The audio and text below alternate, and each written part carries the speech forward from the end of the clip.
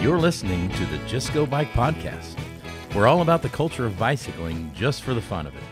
Your host, Kathy Murphy from the Morphology Podcast and Andrea Parrott from Parrott Talk are joined by a wide variety of guests each week that delve into the social side of cycling. With tales from RAGBRAI Nation, come for the bikes, stay for the fun, and leave with a smile. And now, here are your hosts, Murph. Hey, that's me. And AP. And that's me. Well, hi, Murph. Hey there, AP. Well, pre-ride's over and we survived. What did you think of the whole week? Oh my gosh. I think I've said this on the podcast before, but it's maybe my favorite week of the year. You know, of course, RAGBRAI is amazing and awesome, and I love it, and I don't ever want to not do it. But the pre-ride is just like the sense of family and the bike riding and exploring the route, you know, for the first time on bike is just amazing. How about you? Yeah, I was just thinking the other day, or I guess it was yesterday, because there's only been one day since the pre-ride, but I was thinking about all the wonderful people that we got to meet along the way in small town Iowa, just the kindest, most welcoming people that showed us their town, took the time out of probably their workday to show what was cool about where they live and why we should come back in July. So obviously listen to the podcast where we talk about that, but there'll be more to come on all of our social platforms as we get closer to RAGBRAI. But yeah, it was awesome. The towns were awesome. But beyond that, the views alone were just incredible. Oh, for sure. And think about, you know, the end of July. The colors are going to be even more green and the crops will be taller. But the week went by so fast. I honestly thought the hills kind of made it just more interesting. I probably shouldn't say that, but I think it's true. Yeah, I think so too. They add a little spice, and should you be unlucky enough to have a headwind, which we probably won't, but if you did, then they minimize the effects of the headwind as well. So like think about it that way. Yeah. I think, you know, looking back, I only recall 2 stretches of complete flat roads. And remember the one by Albia? It had just been resurfaced and it was smooth sailing. It's smooth like butter. They just finished it, so it was really cool. I mean, that's another example of, I don't know if they did that for pre-ride or for RAGBRAI or not, but I like to think they did just to welcome us to their area. Yes, perfect. Yes. It was awesome. But yeah, so I wouldn't worry about the hills. I think it was, I mean, yes, I would train on them. I would get ready for them. So prepare yourself so you can enjoy them. Yeah, I was just going to say, instead of, you know, worrying about this year being the hilliest, just keep training. You guys, you know, we still have, if you're listening to this in June of 2024, you still have, you know, several weeks to keep on training. Yeah, find that hill on your route that isn't too hard that you could do multiple times in a row and practice climbing it. I live in a neighborhood that has one big hill, and I will just do it over and over again. Forget what my neighbors think. If you're somebody who likes numbers, time yourself maybe just to try to make it a little bit more fun, a little bit more interesting to see if you can go faster and faster, or do a slow one, then a fast one, then a slow one, then a fast one. And I think you'll see over time you'll get stronger and faster. I feel definitely like I'm stronger and faster now after the pre-ride. I agree, yeah. And of course, you know, if you haven't listened to our daily recap pods, you can find them on any podcast platform. And we definitely talked about the climbs, the hills, the everything. So tune in. Yeah, and thanks to everybody who's listened so far. It's really awesome to see that people are hopefully enjoying our content, at least enough to listen multiple days throughout last week. So it's been really cool. Can't wait to see all of you listeners on the ride in July. Of course, you can find more information about RAGBRAI on our website, ragbrai.com, which also has our blog, or you can sign up for our newsletter if you prefer that format, or you can always find us on social. And like I said, if you're listening to this episode in June, specifically before June 15th, 2024, you can join AP and I this coming Saturday at the Bacon Ride. That's right. We'll be riding the ride, which benefits the Iowa Bicycle Coalition, and we're also judging a Margaritaville-themed costume contest. So you can still get registered for that at baconride.com. Find more info about the costume contest. Yeah, I think it'll be really fun. I can't wait. Yeah, it's going to be fun. And, you know, I don't think we acknowledged when we were potting last week that we spent the entire pre-ride matching. Yeah. So should we match on the Bacon Ride too? Yeah. No, and listeners, we matched both on the bike and off the bike. Yes, it was kind of a little internal pre-ride contest between two people. I don't know if we need to mention them, or we can if we want. But it turned out like you and I dressed the same. Matt and Scott dressed the same. Carol and John dressed the same. So we had all these like twinsies on the ride. Yes, but we were the most the same, in my opinion. I would agree with that. Yeah, we nailed it pretty well. Yeah. Okay, so do you remember last year's RAGBRAI? Of course you do. But do you remember the guy who was on one of those tall bikes, which you can call a Penny-Farthing, you can call it a high wheeler, and he had his bike decorated in red, white, and blue? Yes. I mean, how could I forget? And RAGBRAI has some awesome photos of him. I don't know how you ride a high wheeler across the state of Iowa. Those things, when they say high wheeler, I don't know if anyone, you listeners, have ever sat on one of those, but you're up there.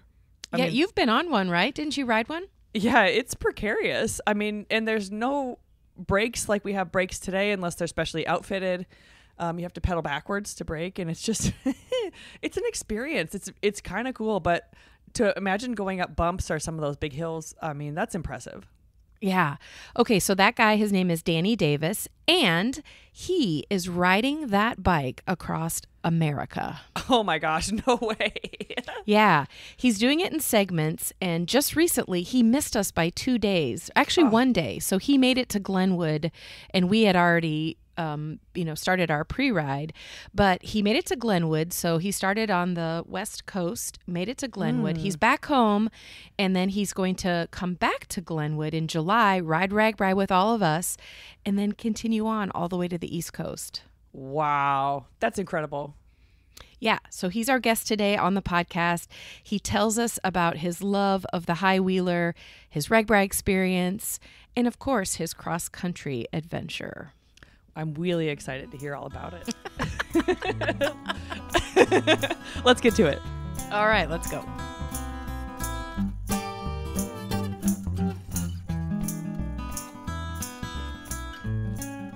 Danny Davis, welcome to the podcast. Thanks for having me. Yes, I am so excited for this episode because I feel like a lot, and I'm talking a lot of listeners will remember seeing you on RAGBRAI 50 on your very tall Penny-Farthing.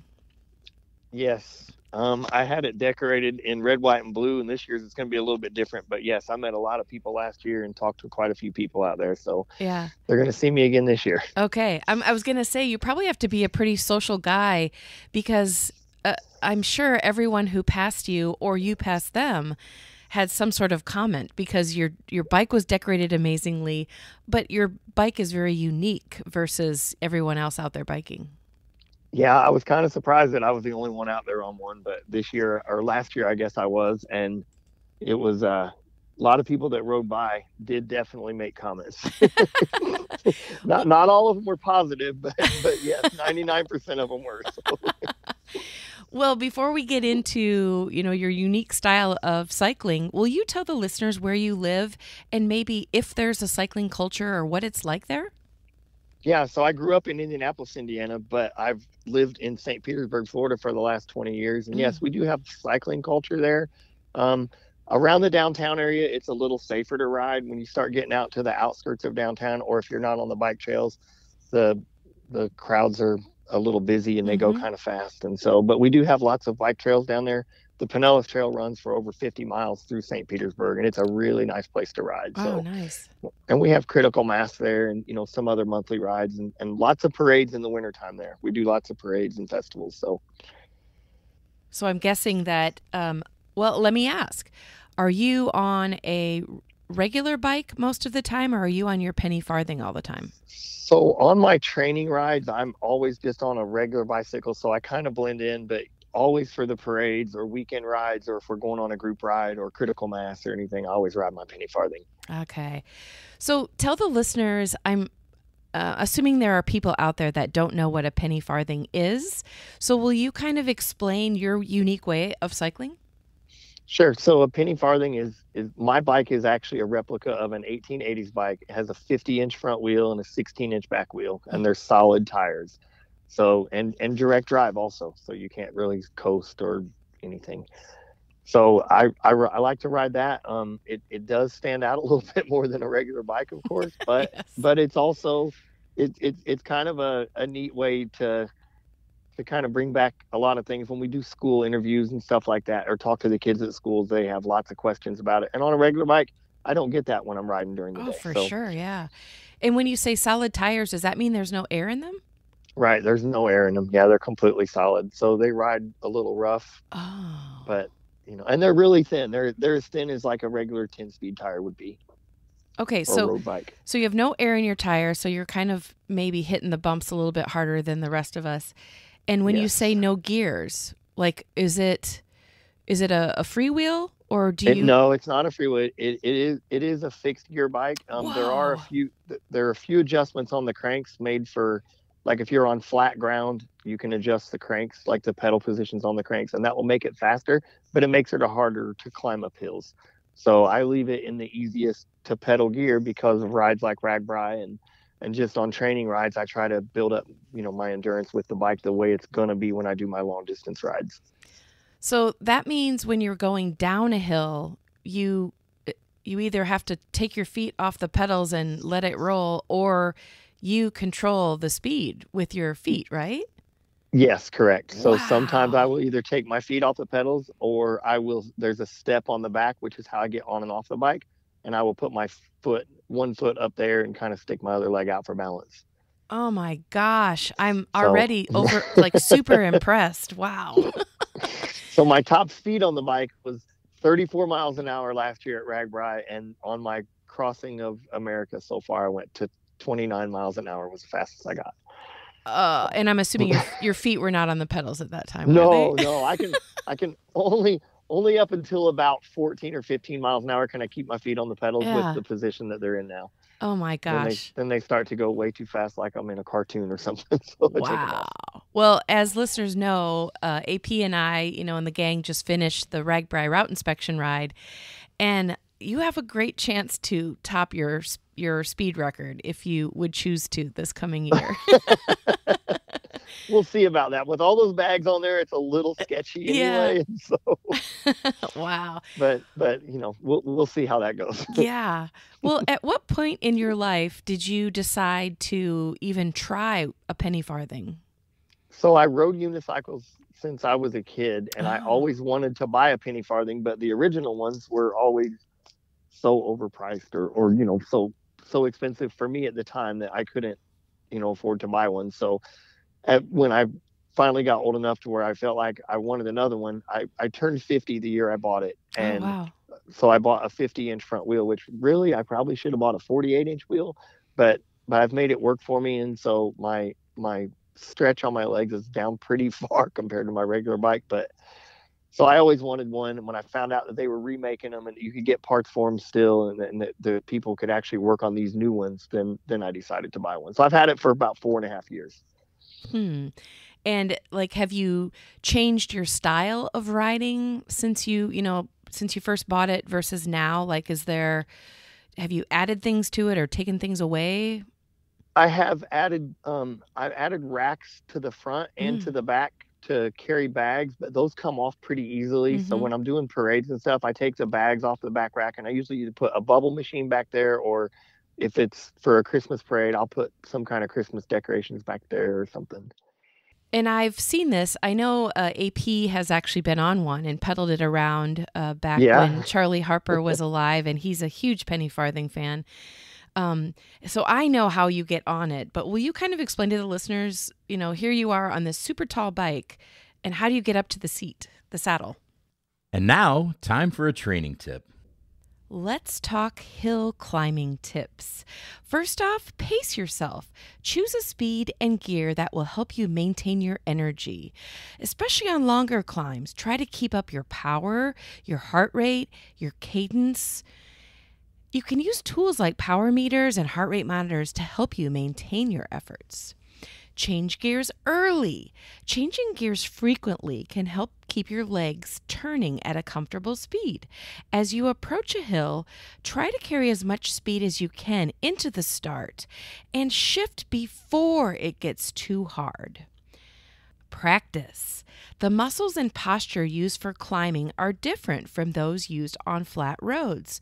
So the same amount of power can feel different. Training on those hills can help you improve. And then there's cadence work. Conditioning your legs to pedal at different speeds can help you be more comfortable.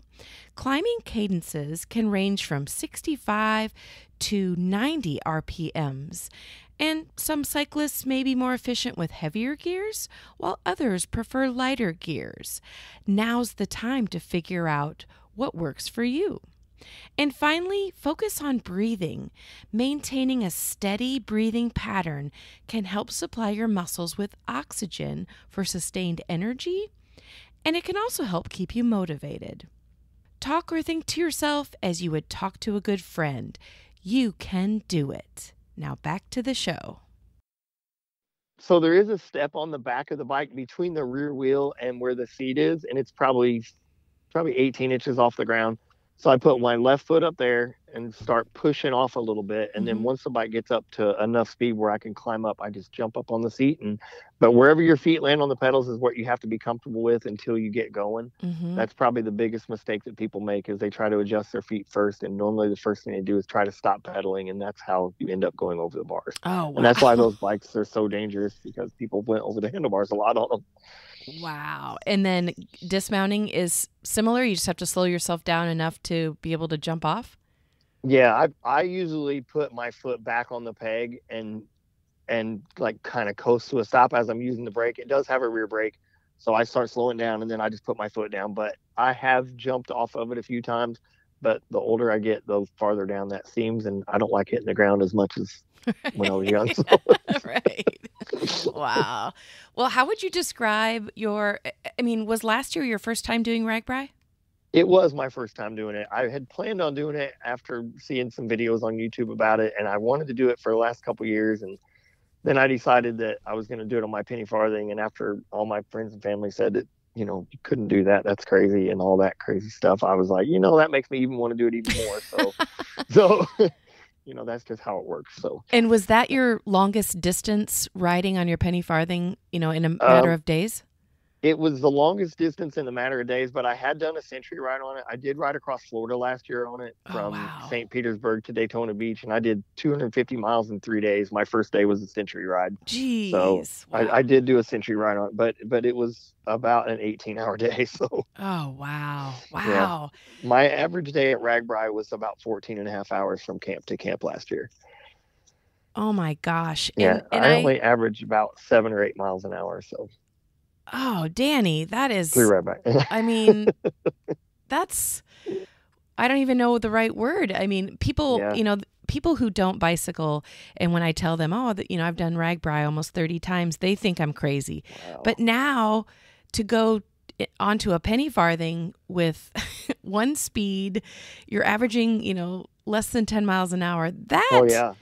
People might think that's a little crazy too.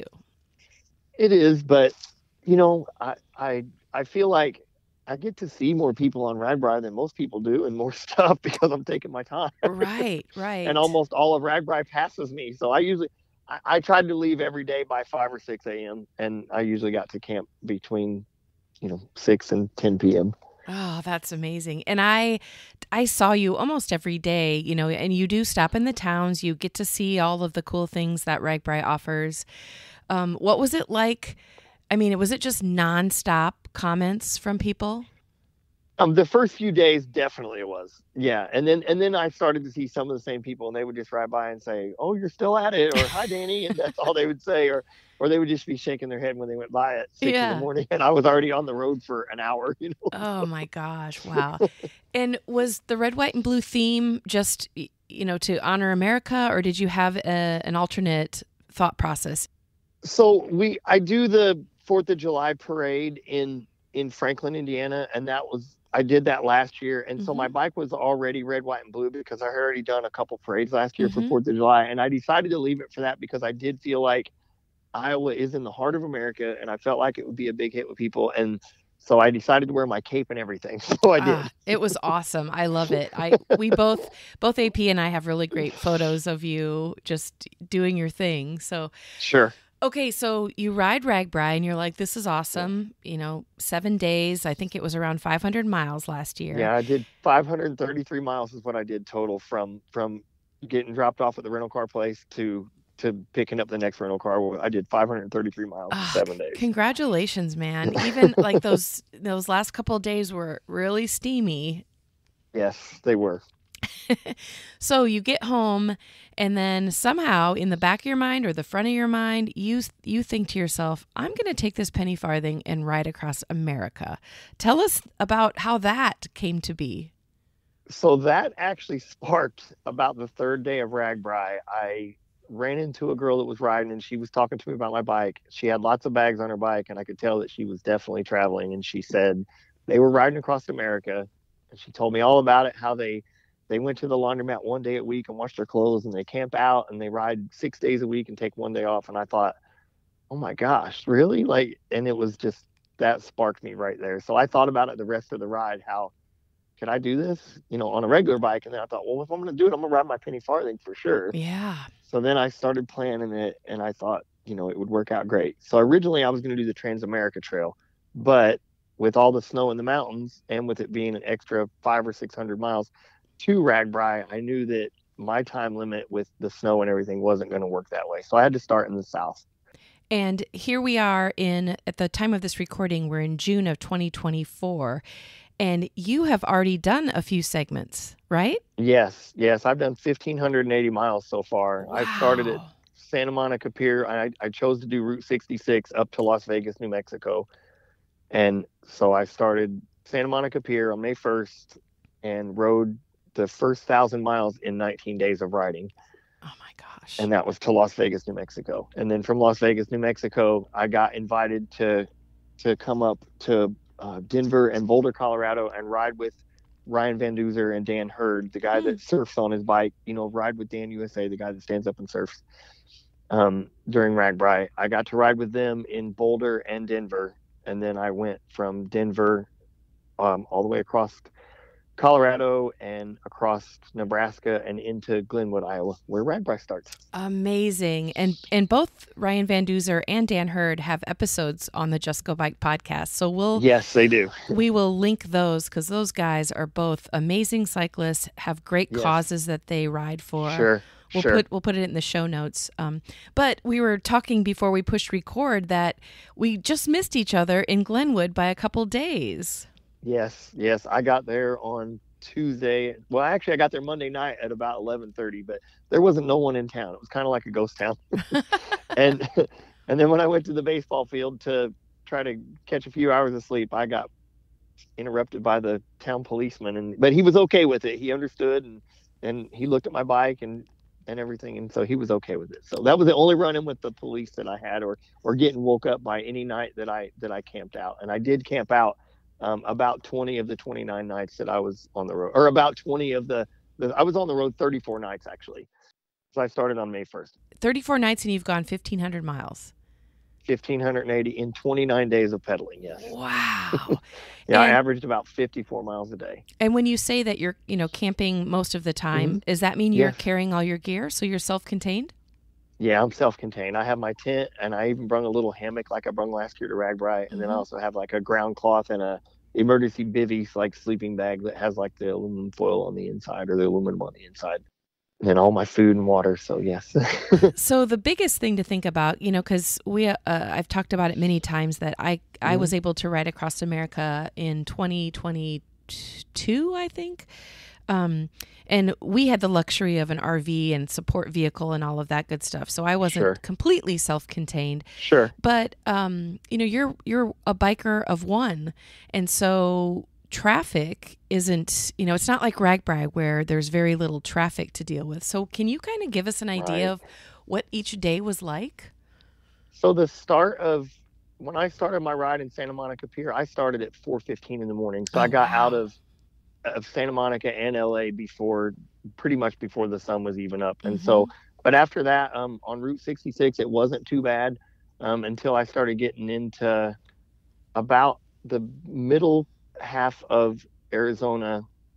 They direct that ACA route onto Highway 40, which is a 75-mile-an-hour speed limit highway.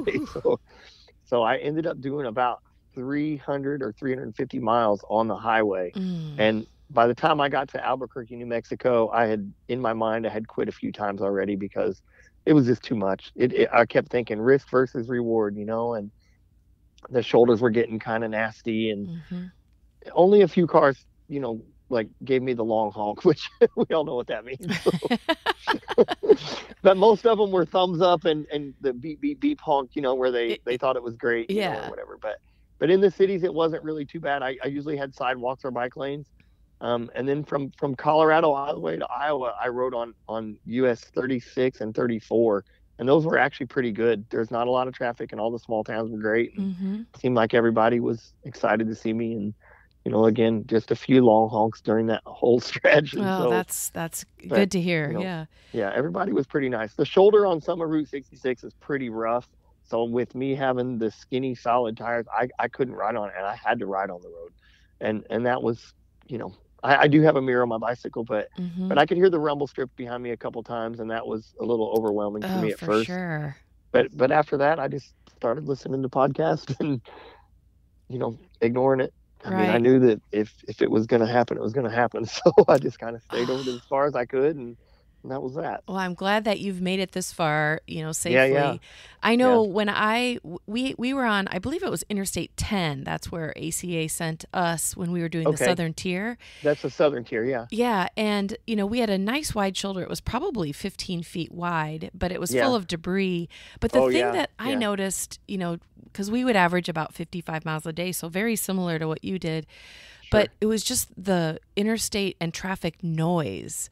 By the end of the day, It's loud. yeah, it's really loud. And of course, Yeah. you're kind of on alert the whole time because you're, like you said, 75 miles an hour is pretty darn fast to Yes. be passed. So I remember, those nights where I would just be like, I need to calm down because all you can hear in your head is that fast moving traffic.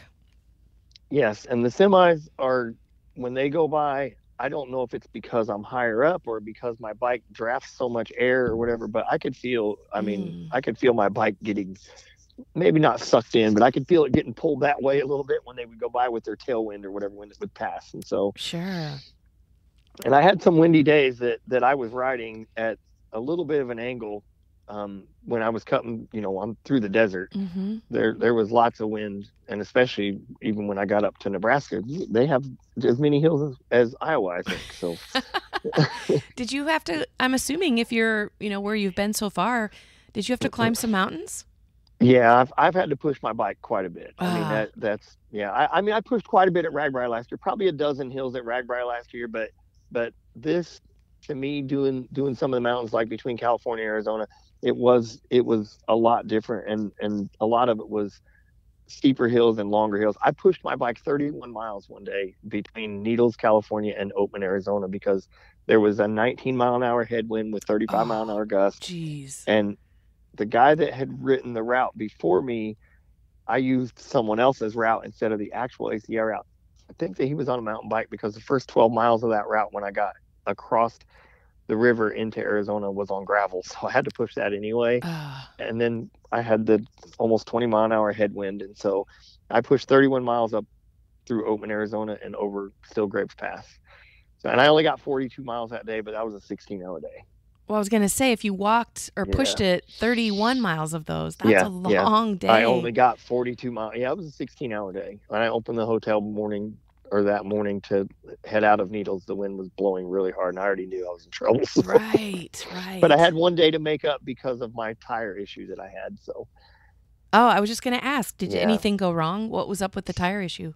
So I thought it was because of the weight that I had on the back of the bike, because I've never carried like my bags and my sleeping gear in the back. I've always carried just either a backpack or one on the frame, which I do have a frame bag also, but it has water in it and a little bit of supplies. So I had that stuff on the back of the bike, and I followed Route 66 through Amboy and took the part that was closed because I knew that it was probably just the bridges out and I could just push through the desert. Well, I got about halfway across that 30-mile stretch and noticed that my rear tire was separating around the rim on both sides and all the way around the rim.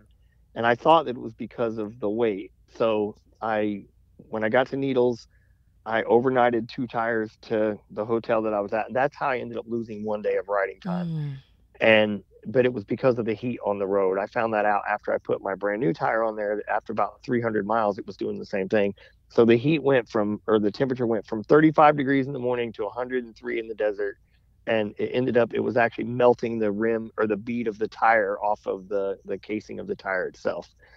So I separated 2 tires within about a week's time. And then I ended up putting my original one back on there that I had sent out. So, oh my gosh, that's amazing. Yeah. Like something you don't think about when you're on a normal bike ride. Yeah, they snap into the rim, and where they do, there's a little V that kind of holds it down into the rim, and that was actually like melting on the side of the tire and separating from the rim. So, and it made it ride horrible because I could feel the bumps where it was at. So it always felt like I was on gravel. So I ended up putting my original tire back on there after the temperature changed when I got to northern New Mexico and knew I was going to be going through Colorado. And that tire's been on there ever since. It's been fine for about 600 miles now.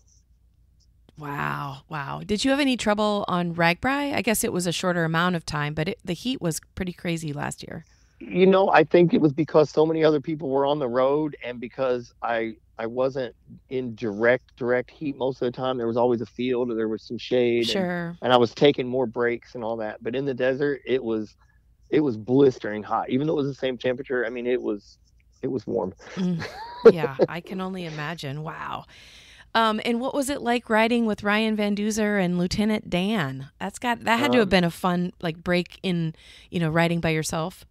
Yeah, it was. That was great. Dan had invited me. I talked to Dan quite a bit, and he had invited me to come up there several times, but I knew that it was so far. I mean, it's a couple thousand miles from my house, so I knew that it might be a long shot. But I knew that if I went straight north and got a ride from Las Vegas, New Mexico to Colorado, I could do that, and it would be good for my cause and their cause, and I would get a chance to ride with both of them. I did the Wednesday night Denver ride, and then I went to Boulder and rode with Ryan and Dan on Thursday at Boulder Bike Ride, or the Boulder Cruiser Ride, and that was great. It was great. It was a little windy and a little cold, so not as many people showed up, but we got to go to the parking garage and have a little disco/rave party. That's awesome. Yeah, it's pretty wild. I wish that the bike culture was like that where I live. It should be like that everywhere, but it's definitely not. I've rode in lots of different places, and that's definitely one of the places that it should be like, for sure. I loved it. It was great. Yeah. And you mentioned, Dan and Duzer both have causes that they ride for.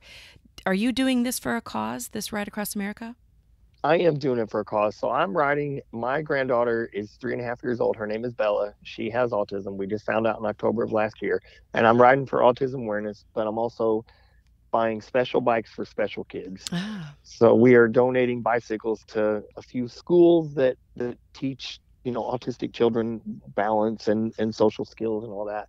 And then also we're doing regular bicycles to give away at the Franklin Firecracker Festival this year, which is the parade that I rode in last year. It's why my bicycle was red, white, and blue. So we're doing 24 bicycles there this year. And my goal is to do over 100 bikes this year, or 100 bikes, and give away as many as I can. When I was a kid, everybody had a bicycle. And is there a place where people who are listening could either donate to the cause or find out more about it? Yes, they can go to my website. It's luckypennyusa.com. luckypennyusa.com. Oh, that's easy enough. Yes. Good. And my Instagram and everything is the same thing. It's all under Lucky Penny USA. Perfect.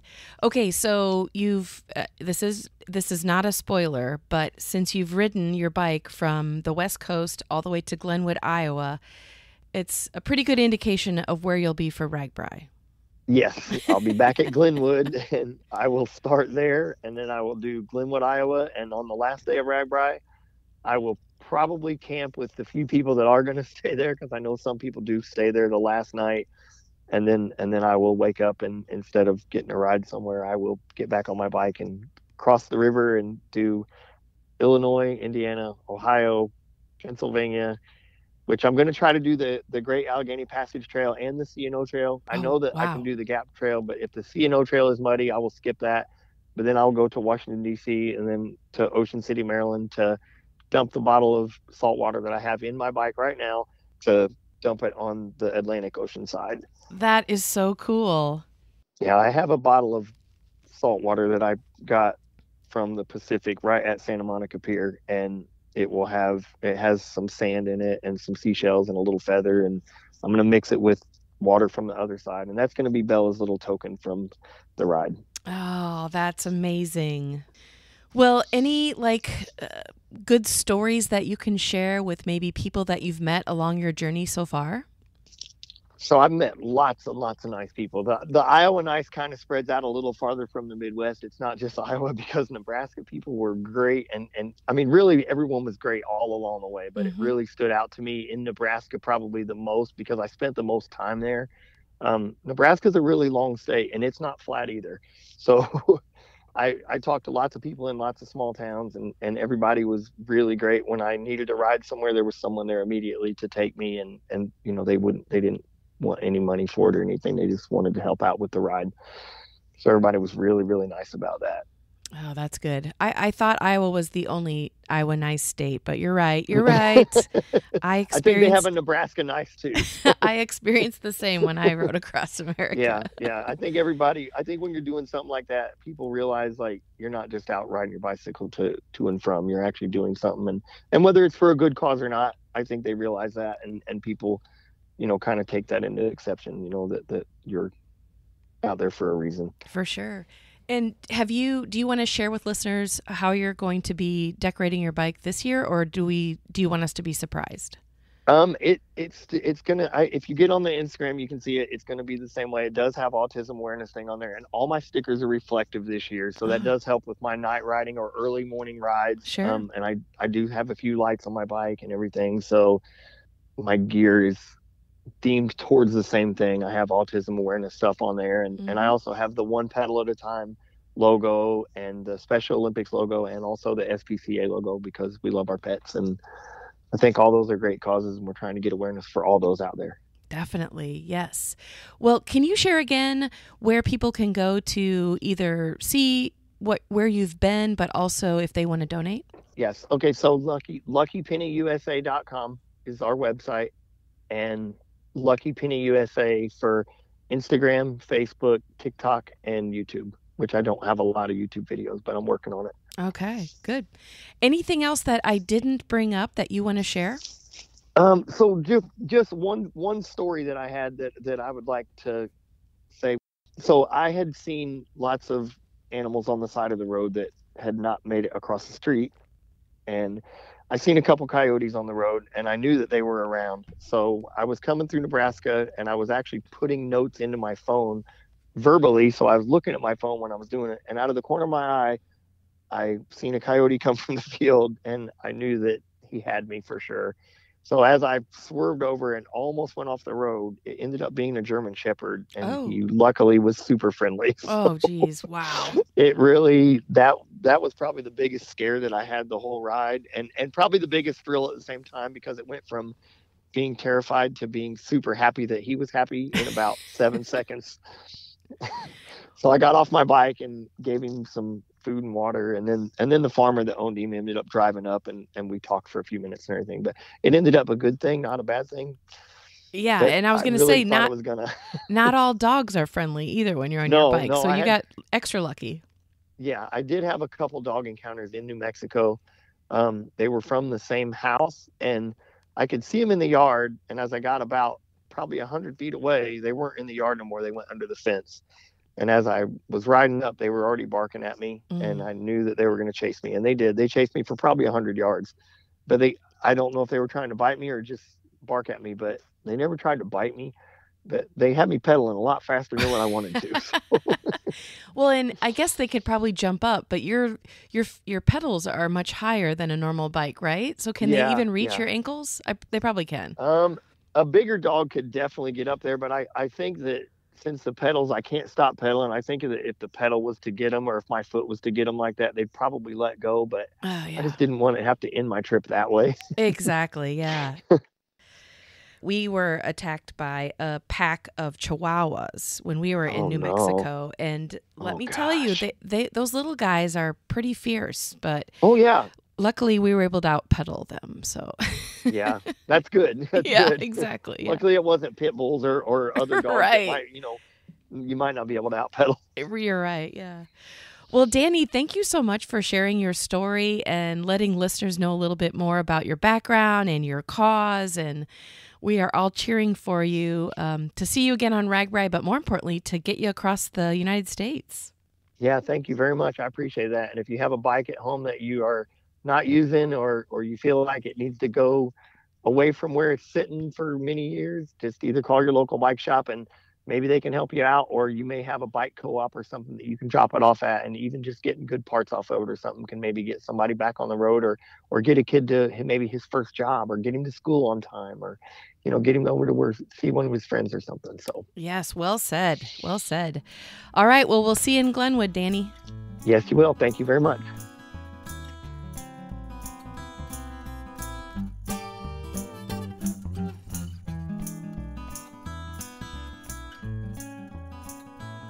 Thanks for tuning in to the Just Go Bike podcast.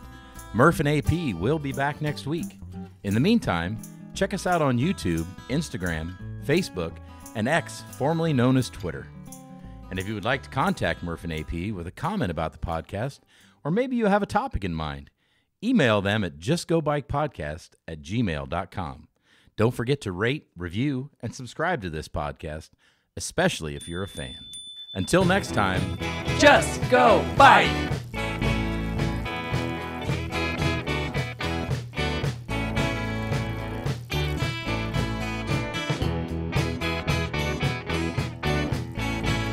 theme song by Ryan Steer, logo by Suzanne Milosevic, produced by Kathy Murphy, social media by Andrea Parrott, intro by Pumpkin. Until next time, just go bike.